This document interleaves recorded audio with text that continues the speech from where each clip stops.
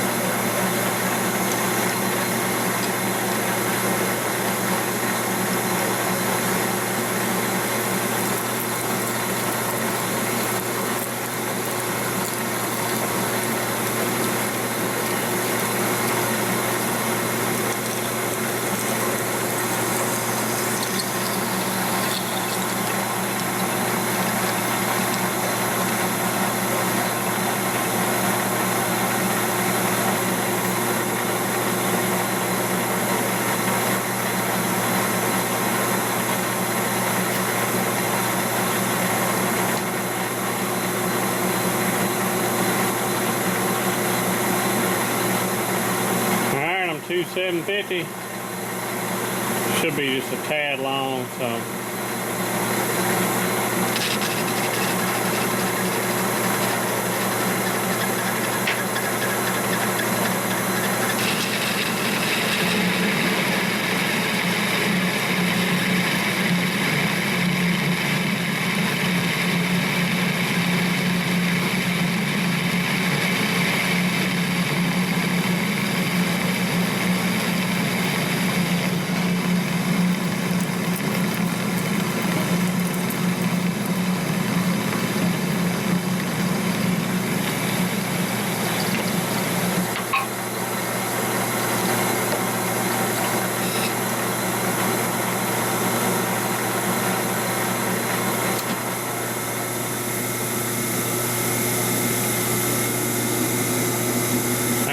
deep enough.